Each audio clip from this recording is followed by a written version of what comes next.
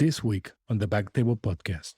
I was telling the story of the cancer, and he came up after the show. I was like, yo, how did you know? I was like, what are you talking about? He's like, I had the same thing happen to me. I was like, that's crazy.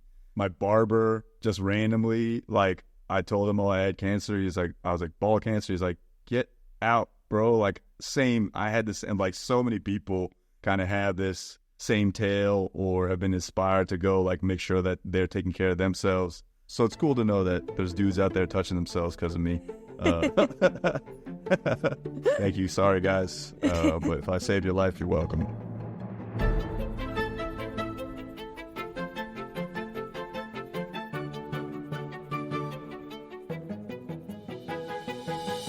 Hello, and welcome back to the BackTable podcast, your source for all things urology. As a reminder, you can find previous episodes of this podcast on Spotify, iTunes, and at backtable.com. I'm your host, Dr. Ruchika Talwar from Vanderbilt University Medical Center. On today's episode, we have a special guest with us in honor of Testicular Cancer Awareness Month.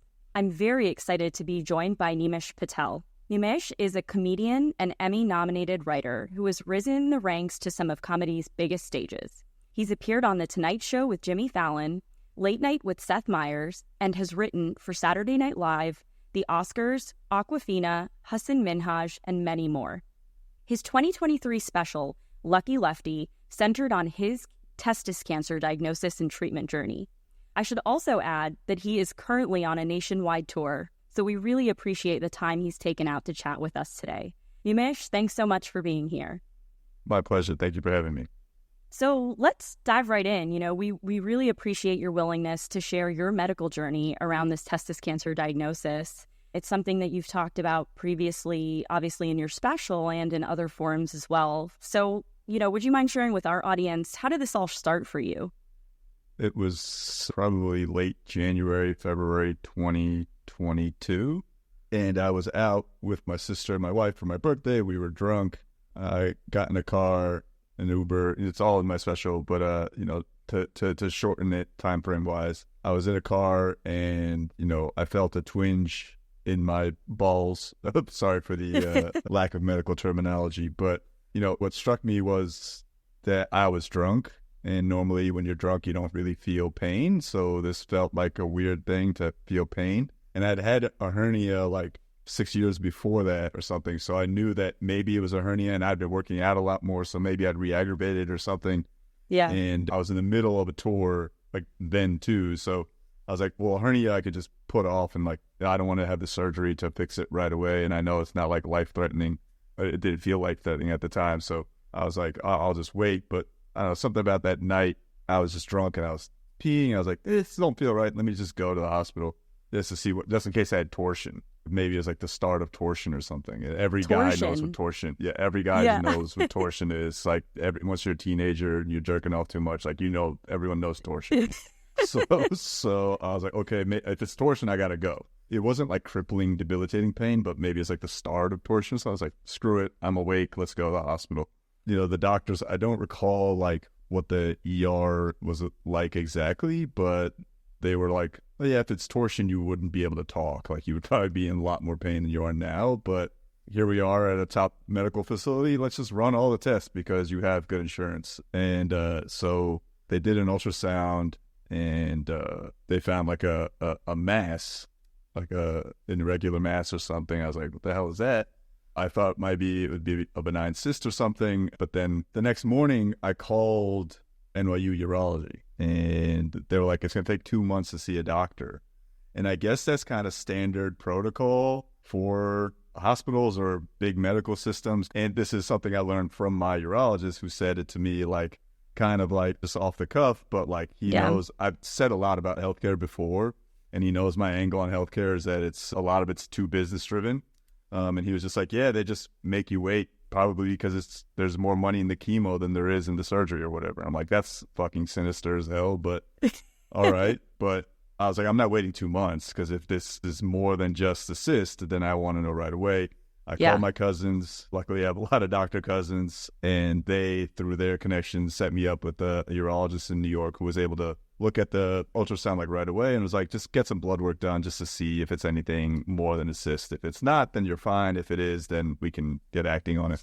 And I got blood work like right away.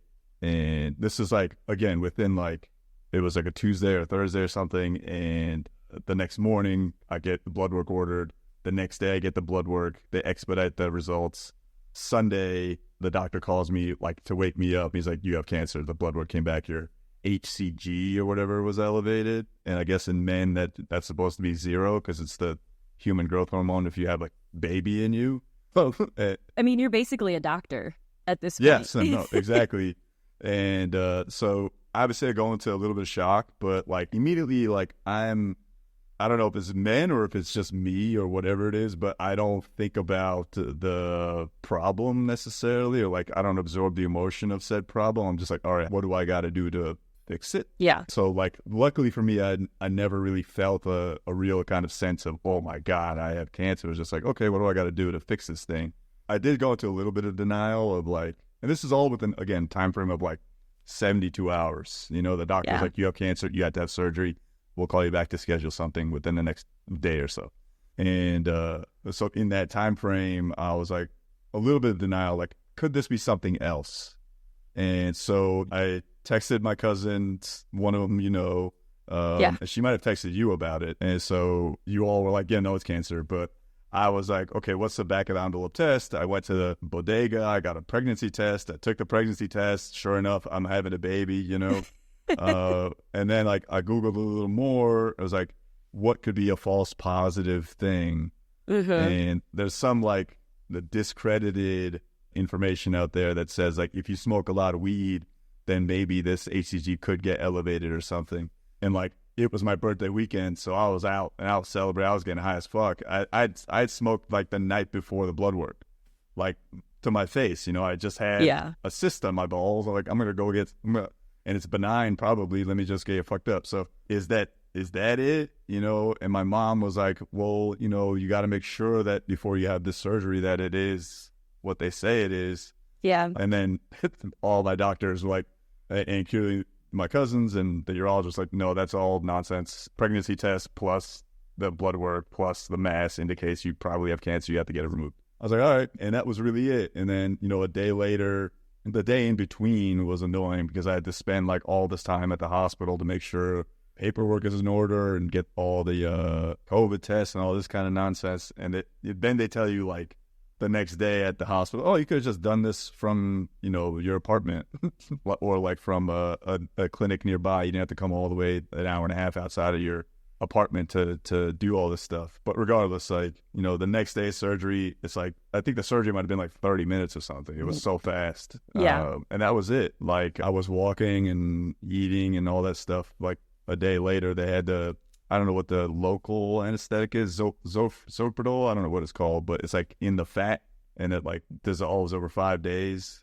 So I had no like pain in the area. And the 5 days after it wore off, like the pain would have subsided, because I was really afraid of having like hernia surgery pain. Yeah. Because that shit sucked. And like, I definitely don't want to get addicted to opioids, but the doctor was like, no, we got you. Don't worry. Like, it's just going to be like local. You probably just take Tylenol and ice pack. And I went to eat at an Indian restaurant. I went to Dhamaka for the first time ever, like a day later, because we had reservations. They were impossible to get. Yeah. You so know, you're not giving those up. Yeah. So luckily I got to eat that. And I wore a giant ice pack on my waist and sweatpants and just went to eat. And that was all, this is all within 5 days.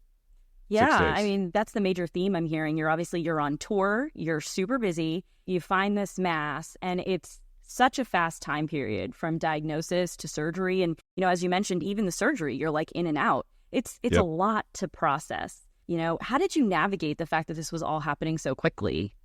Well, you know, I was in the middle of, like, I just taped my first special, the Thank You China special. And so I joke about it on my Lucky Lefty special, but I also am serious about the joke in the sense that I was like, I had nothing to talk about. And so when this was happening, I was like, oh, all right, this is what I got to talk about for the next, like, whatever amount of time. Yeah. And maybe skipping ahead to another question that you may have, but like, because my line of work is literally just talking about things happening to me or things that I'm observing by just being on stage with it all the time and just like making funny out of all the things that were happening. I kind of like gave myself exposure therapy by just immediately talking about it and writing it down. Just like even the notes that I was taking about the things that were happening were a way of processing it without like letting any real woe is me emotion kind of take hold. And I was also cognizant of the fact that it was nuts how I was very grateful, no pun intended. Like I was very grateful that, hey, you know, my cousins were super fast with the response times and all that stuff, but like how quickly I was able to move through it. I was very cognizant of the fact that I was, you know, in a very abnormal time frame, right? Like a lot of people would have had to wait those 2 months to get a follow-up ultrasound to see if that mass grew. When I woke up, like after that hospital visit, literally 5 hours later, on the phone with a cousin, literally 2 hours later, on the phone with the urologist, literally 24 hours after that, getting blood work done, and then 24 hours after that, being told I had cancer. So I'm very cognizant. I was very fortunate, and at the same time, I was like, "Oh yes, here's the new material. Like I got this." And so that was it, really. Like there was like I joked that I didn't have time to process it, but I was just processing it as it was happening because it was happening so quickly, and because I have the line of work that makes me make sure that I write everything down and process it as it's happening. Yeah. That's how I was able to process it so quickly because it was happening so quick, even though it was happening so quick. Yeah, and I mean, you mentioned how, you know, the if there is a silver lining here, the silver lining was all of this great content for your next special. But, you know, I'm just wondering, was there any hesitation in sharing such a personal story? I thought about it a little bit, about like more from an audience perspective. Like, who the fuck wants to hear about someone's balls for 45 minutes or an hour? And it's like only an audience of urologists. That's it. Yeah, listen, if you have some urology conferences coming up with big budgets, let me know. I'm willing and able to do them. Like, I think my story would kill. My urologist seems to think so. He was at the taping of the special and had a great time, and is, you know, a fan for life, so to speak. But there was a hesitation from that perspective of like, who the fuck wants to hear about this for like that long? And when I read the reviews of like shows that I'd done on tour after that, like there was definitely some of that. Like people he just joked about his balls for 40 minutes. Like, and it was like, yeah, I'm sorry. Like, I what do you want me to talk about? And there was also a hesitation from like, do I want to talk about this for 45 minutes? Not from like a shame or anything perspective, but just from the artistic perspective of like, who the fuck cares? Like, I don't care. I've already processed it like a billion times. Now I gotta like relive the story so many times. And honestly, like I was gonna say no to this if you were not one of my cousin's friends. Like, you know, people have asked me to do their podcast about my balls. Was like, no, I don't give a shit. I talked about it. Go watch the special kind of thing. Yeah. So that was the hesitation.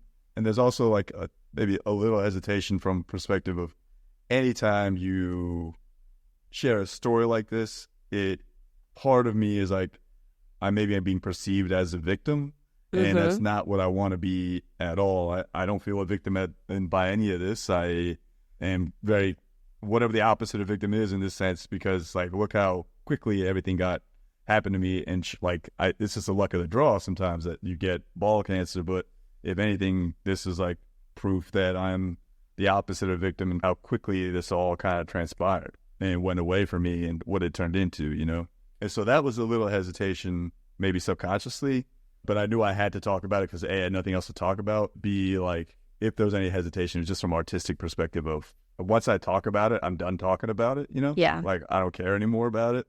Like, and that's just with any jokes. Like, I'm just like, all right, I said it 3 times. It's funny. I know it works. Like, I don't want to do it anymore. You know, that's just like the nature of my stand-up, at least. And then hesitation from the audience perspective. But I know I had to do it because I had nothing else to talk about for a while. And it was also a little bit like, can I do this? Like, can I make 45 minutes of stand-up from one story? And I think I was able to do that pretty well. And, you know, learned a lot about the comedy process and myself in the process. So worth it overall. Of course, we appreciate you being here. And the big reason that I reached out, despite the fact that I've known about your story for a little bit of time, and I did, catch wind of your special, but especially lately, I had a few patients who brought up the fact that they did self-checks and noticed these things from, your content, from other people out there who are having these honest conversations. So I really commend you for that. I mean, obviously, comedy is comedy, but at the same time, when you're able to really weave in this important message. You mentioned it in your special. There's a lot of awareness out there for breast cancer, for prostate cancer, for colon, for other cancers. And this is just not a conversation that we had that much up until recently. So I think from that perspective, in addition to making people laugh, you really made a difference. Well, thank you. I hope so. I've gotten messages, a few, not a lot, but a few of like people, oh man, like I check myself, thank you. Like one or two people being like, hey, I got this mass, should I go to the hospital? Like, I'm not a doctor, go to the hospital, bro. But, just people, saying like, oh, thank you for this, like it helped. And then there's been like a lot of people in the shows who've been like, the same thing happened to me. Like, I'm like, what are you talking about? That's crazy. Like, I won't forget it. I was in Dania Beach, Florida, and I randomly just started talking to some guy in the crowd. No idea who he was. He was just on a date with some very attractive woman, and I just started talking to them. And I was telling the story of the cancer, and he came up after the show. I was like, yo, how did you know? I was like, what are you talking about? He's like, I had the same thing happen to me. I was like, that's crazy. My barber just randomly, like, I told him, oh, I had cancer. I was like, ball cancer. He's like, get out, bro. Like, same. I had this, and like so many people kind of have this same tale or have been inspired to go like make sure that they're taking care of themselves. So it's cool to know that there's dudes out there touching themselves because of me. Thank you. Sorry, guys. But if I saved your life, you're welcome. Yeah. And, you were cured with orchiectomy alone. And that is the story for many men out there. Thankfully, even for those men who need extra treatments like additional chemotherapy or surgery, survival rates are really high. But that's not entirely the whole story. We've certainly had more of a focus on cancer survivorship, given these kinds of conversations that we're having. Those are more common, they're encouraged. And, I without wanting to harp on this, because I know you've already said the fact that you're not a victim and you've sort of put this behind you, but I'm sure in some ways it comes up. Like, how do you navigate sort of just life after a cancer diagnosis in general? Like, it has made me, from a personal perspective, just made me a little bit more hypochondriac-y, I guess. Like my lungs are tight. Has it spread? But I put that to rest pretty easily. Like, when you put yourself out there the way I did, like, there's always going to be people who will take that as an opportunity to make jokes and stuff. And it's just like, I have a very thick skin, and I would not have, made myself so open and so vulnerable had I not been able to handle all of it. But then for the most part, people are just like, hey, a lot of people don't even know, nor do people care. And it's just like, yeah, it should happen to you. Like, people get into accidents all the time and no one's making fun. Like, luckily, for better, for worse, it is pretty funny.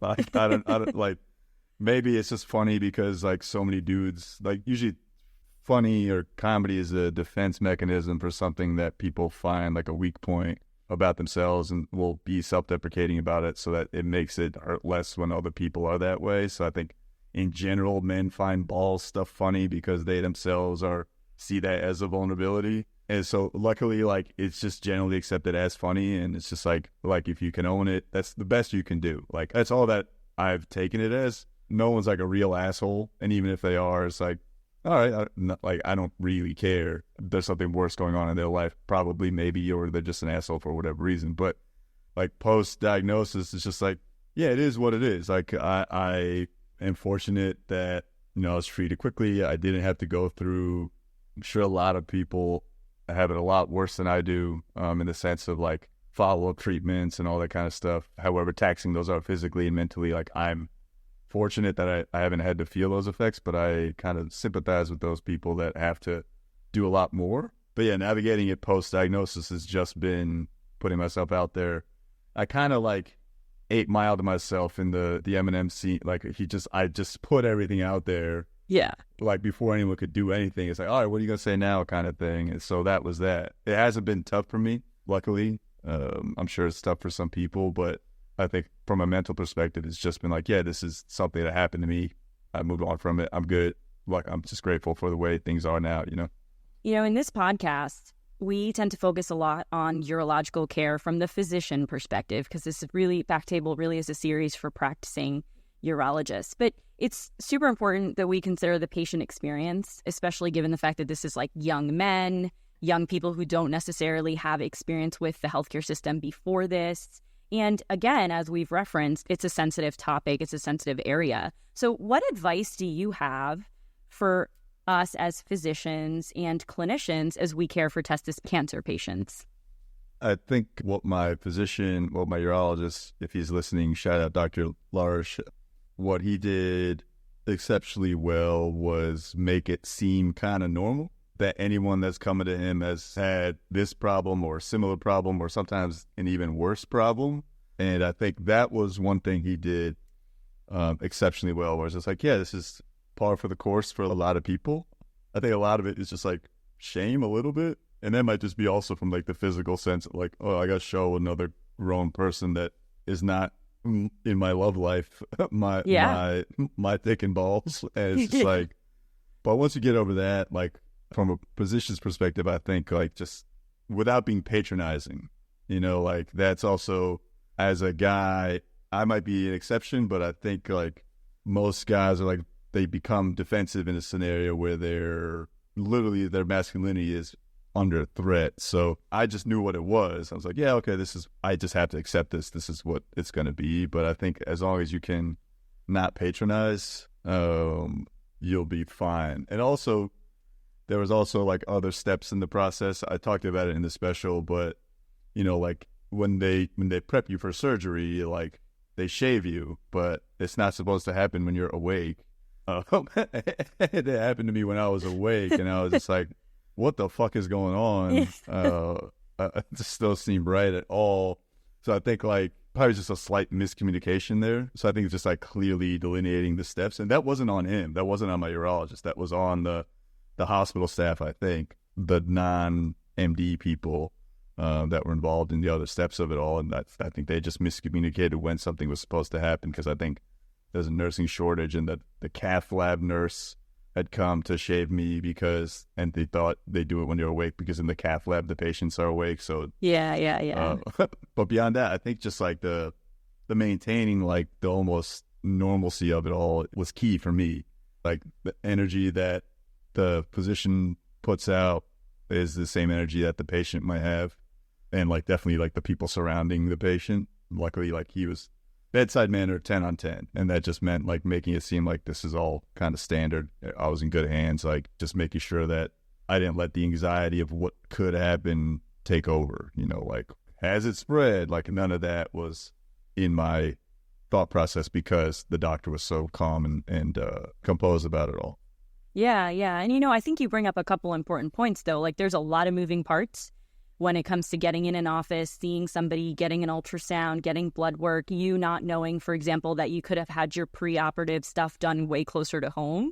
And, the prepping process before surgery, we certainly as physicians need to do a good job of making sure you know exactly what to expect and how we can sort of ease this already difficult journey. But, I'm so glad that your urologist seemed to have the best demeanor and you both connected well, because I think that's a really important piece of this too, especially with this kind of cancer. You want to make sure you feel comfortable. You feel comfortable being open about what you're feeling, how you're recovering, and, if any symptoms pop up later.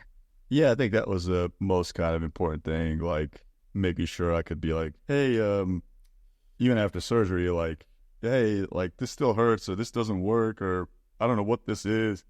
Yeah. And just keeping that line of communication open for as long as it needed to be open, so that I felt, again, like in good hands. There was never a moment where I was unable to reach them and just touch base about what was happening, what I was feeling or whatever. And he was also aware of what the underlying emotions might be without being like patronizing about it all.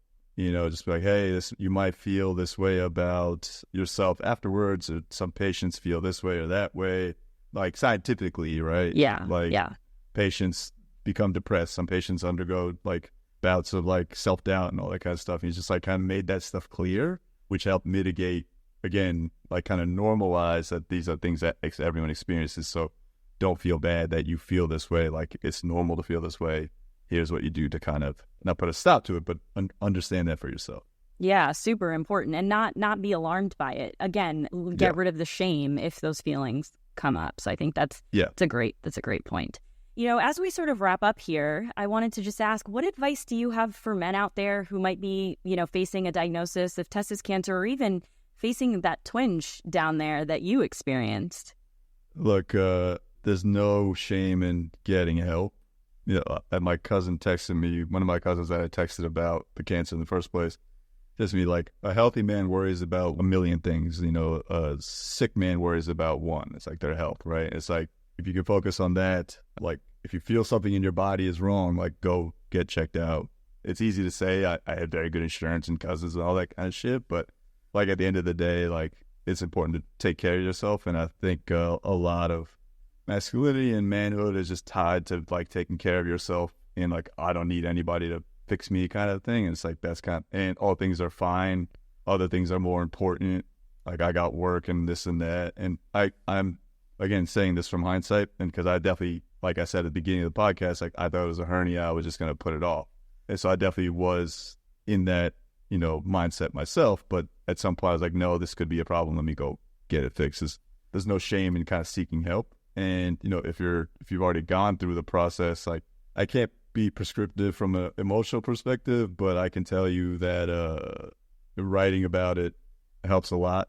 And if you can, get on stage about it. But, you know, I wouldn't well, maybe I would. Maybe your first open mic set is about your balls. It'd be pretty funny. But, yeah, I mean, just like process it however you process it that doesn't involve alcohol and drugs. Like definitely just write about it and think about what your emotions you're going through. And that's for like anything, really. But specifically this, like it's what helped me, so. Yeah, and for you, it was comedy and writing, and for others, it may be something else. But I think that's a really important point to just, you know, normalize the things that are happening. You're not the only one out there. Again, it's not a cancer that gets as much attention as some of the other more, you know, I hesitate to use the word mainstream, but it's true. We see a lot out there, a lot of commercials about breast cancer, you know, colon cancer, all of that. You know, thanks to you doing episodes like this, but also, you know, your entire special, we're starting to get a little more attention on this really important topic.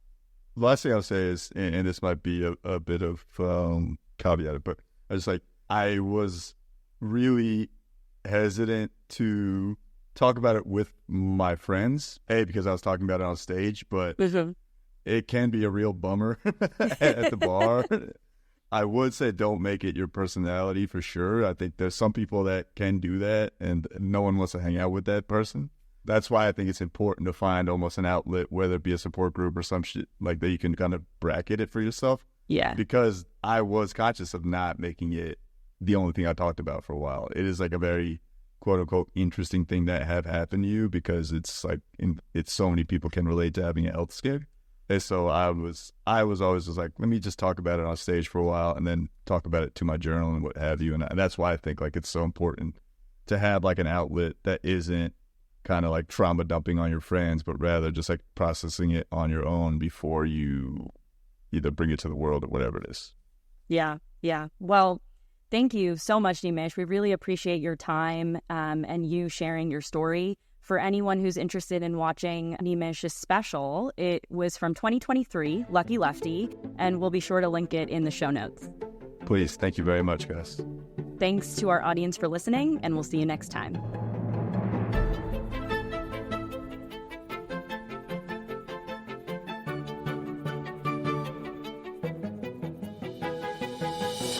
Thank you so much for listening.